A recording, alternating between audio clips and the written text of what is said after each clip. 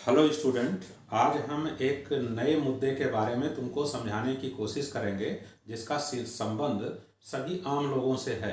कभी ना कभी इस प्रकार के लक्षण से सभी लोग अवश्य सफ़र करते हैं। हम इस प्रकार के लक्षण को आज समझाने जा रहे हैं। इस लक्षण का नाम है प्रेस्थेसिया। तो आज हम एक लक्षण समझाने जा रहे हैं, ह्यूमन से संबंधित है प्रेस्थेसिया। होता क्या है प्रेस्थेसिया में?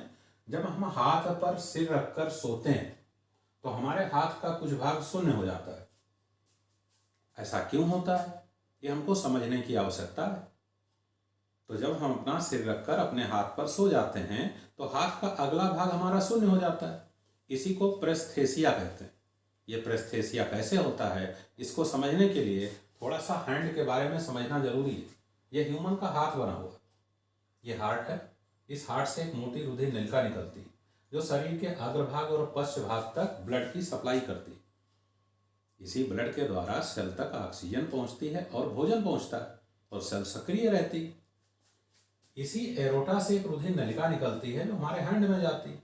इस रुधिर नलिका को सब क्लेवियन आर्टरी कहते हैं। ये हमारे हार्ट से हमारे हैंड को ब्लड सप्लाई करने का काम करती है। आगे जाकर के ये ब्रांच बनाती है। इस ब्रांच को हम ब्रैकियल आर्टरी कहते हैं। ये ब्रांच हमारे हैंड के अगले भाग में जाती है और कई शाखा में बढ़ जाती है। इन शाखाओं को रेडियल आर्टरी कहते हैं। यानी इसी प्रकार के रुधिर नलिका द्वारा हमारे हैंड के समस्त प्रकार के टिश्यू को फूड और ऑक्सीजन की सप्लाई होती रहती है और हमारा ये हाथ एक्टिव बना रहता है।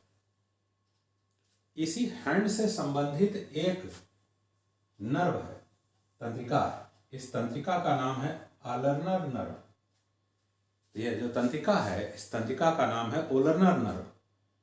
इस तंत्रिका को भी फूड और ऑक्सीजन मिलता रहता है इन्हीं रुधिर सप्लाई द्वारा। जब हम अपना सिर रखकर हाथ पर सोते हैं तो हमारी ये ब्रैकियल आर्टरी दब जाती है, यानी इस पर दबाव पड़ता है। इस पर दबाव पड़ने से अगले भाग में रक्त का संचार बंद हो जाता है और जब रक्त का संचार बंद हो जाता है तो ये जो उल्नर नर्व है ये काम करना बंद कर देती है। यही कारण है हमारा ये अगला भाग शून्य हो जाता है, इसमें झुंझुनाहट होने लगती है। जब हम अपना सिर हाथ से हटा लेते हैं तो ये लक्षण धीरे धीरे सामान्य हो जाता है और हम स्वस्थ हो जाते हैं। अगर ऐसा हमारे साथ बार बार हो रहा है तो ये समझना आवश्यक है कि हमारे शरीर में कुछ ना कुछ कमी है। वो कमी किसकी है? विटामिन B12 की, मैग्नीशियम आयन की। हम इनको सप्लीमेंट के रूप में ले सकते हैं और इस प्रकार के लक्षण से अपने को स्वस्थ रख सकते हैं। इसी प्रकार से हम नई नई बातें जो मानव से रिलेटेड हैं और जो विज्ञान से संबंधित हैं वो वीडियो द्वारा समझाते रहेंगे। अच्छी नॉलेज प्राप्त करते रहोगे। चलो ओके, मिलते हैं अगले वीडियो। Thank you.